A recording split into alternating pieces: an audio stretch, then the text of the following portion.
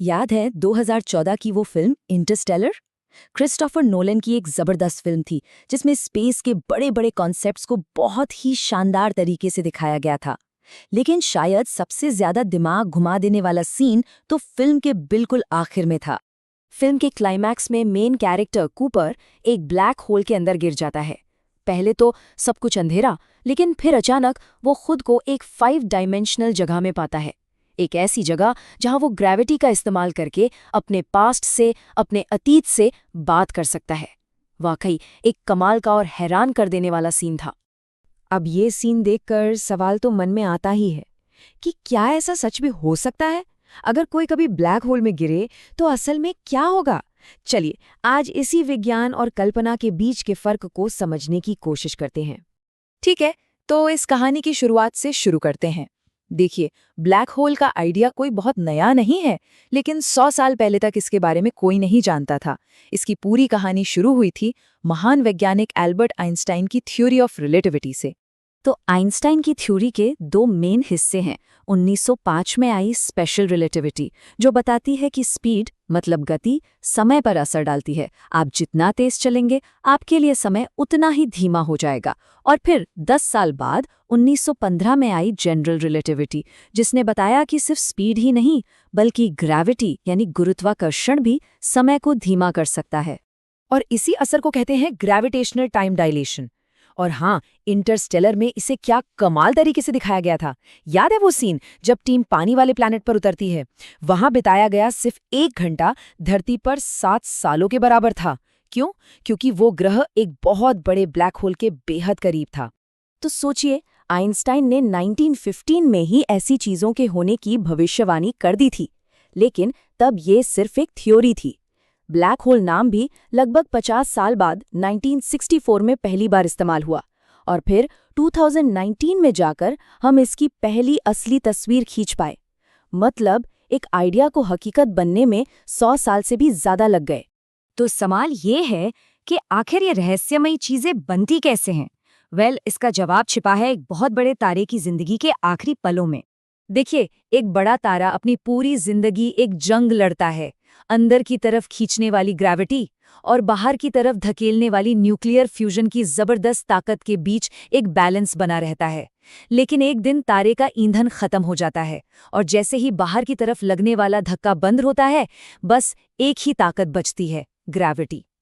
तारे का अपना ही वजन उसे अंदर की तरफ इतनी बेरहमी से कुचलता है कि एक जबरदस्त विस्फोट होता है, जिसे हम सुपरनोवा कहते हैं। और इस धमाके के बाद जो छोटा लेकिन बेहद भारी कोर बच जाता है, वही बन जाता है एक ब्लैक होल।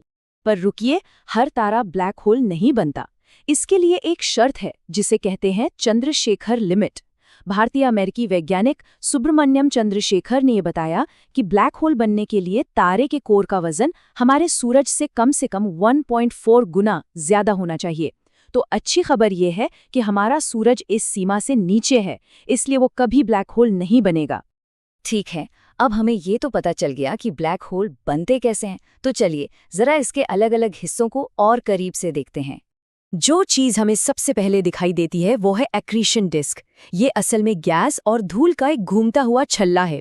ब्लैक होल की जबरदस्त ग्रेविटी की वजह से ये सारा मलबा उसकी तरफ खिंचता है और उसके चारों तरफ बहुत ही तेज रफ्तार से घूमने लगता है, और इसी घर्षण से ये इतना गर्म हो जाता है कि चमकने लगता है। लेकिन यहाँ एक बहुत ही दिलचस्प बात है। तस्वीरों में जो हमें वो नारंगी पीला रंग दिखता है ना, वो उसका असली रंग नहीं है। ये डिस्क असल में इतनी गर्म होती है कि एक्सरे छोड़ती है, जिसे हमारी आंखें देख ही नहीं सकती। अगर हम देख पाते तो इसका असली रंग शायद नीले रंग के ज्यादा करीब होता। और एक और चीज, अगर आपने ब्लैक होल की असली तस्वीर ध्यान से देखी हो तो उसका एक हिस्सा दूसरे से ज्यादा चमकदार है। ऐसा क्यों? इसकी वजह है डॉपलर बीमिंग इफेक्ट। इसे ऐसे समझिए, जैसे जब कोई एम्बुलेंस हमारी तरफ आती है तो उसकी आवाज तेज और तीखी हो जाती है, और जैसे ही वो हमसे दूर जाने लगती है, आवाज धीमी हो जाती है। ठीक उसी तरह जो कण लगभग रोशनी की स्पीड से हमारी तरफ आ रहे होते हैं, उनका प्रकाश और ज्यादा चमकदार हो जाता है। इसीलिए एक तरफ ज्यादा चमक दिखती है।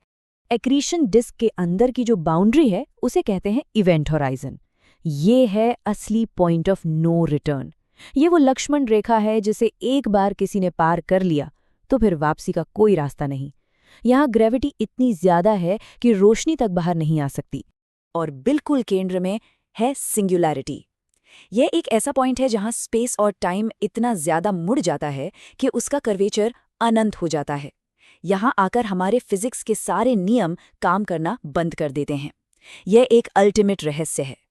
तो चलिए अब घूम फिर कर अपने उसी शुरुआती सवाल पर वापस आते हैं। इंटरस्टेलर की कल्पना और विज्ञान की कठोर हकीकत में आखिर क्या फर्क है? तो इवेंट होराइजन को पार करने के बाद क्या होता है? इंटरस्टेलर की वो खूबसूरत दुनिया या कुछ और? वैज्ञानिक हकीकत इससे कहीं ज्यादा डरावनी है। सच तो ये है कि जैसे ही कोई भी चीज इवेंट होराइजन को पार करती है, उसके पैरों पर लगने वाला ग्रेविटी का खिंचाव उसके सिर पर लगने वाले खिंचाव से खरबों गुना ज्यादा होगा। ये जबरदस्त खिंचाव किसी भी चीज को, चाहे वो इंसान हो या स्पेसशिप, उसे स्पैगेटी की तरह खींचकर लंबा कर देगा और परमाणुओं में चीर देगा। इस दिल दहला देने वाली प्रक्रिया को वैज्ञानिक मजाक में स्पैगेटिफिकेशन कहते हैं। तो क्या इसका ये मतलब हुआ कि ब्लैक होल किसी वैक्यूम क्लीनर की तरह है जो रास्ते में आने वाली हर चीज को निगल जाते हैं? नहीं, ऐसा बिल्कुल नहीं है। सच तो यह है कि अगर आज हमारा सूरज अचानक गायब हो जाए और उसकी जगह ठीक उतने ही वजन का एक ब्लैक होल आ जाए तो धरती और बाकी ग्रहों पर कोई असर नहीं पड़ेगा। हम सब ठीक वैसे ही उसकी परिक्रमा करते रहेंगे। बस सब कुछ अंधेरे में जम जाएगा। सारा खेल सुरक्षित दूरी का है। अरे हमारी पूरी मिल्की वे गैलेक्सी भी तो अपने सेंटर में मौजूद एक सुपर मैसिव ब्लैक होल का चक्कर लगा रही है। और आखिर में एक ऐसा विचार जो शायद सोचने पर मजबूर कर दे। थ्योरी ये कहती है कि सिंगुलैरिटी पर समय रुक जाता है। तो बस एक पल के लिए सोचिए, अगर कोई किसी तरह स्पेगेटिफिकेशन से बचकर वहां तक पहुंच पाता तो क्या उसके लिए ब्रह्मांड का पूरा भविष्य एक ही पल में उसकी आंखों के सामने आ जाता? ये एक ऐसा सवाल है जो हमें इस ब्रह्मांड के गहरे रहस्यों के बारे में और सोचने पर मजबूर करता है।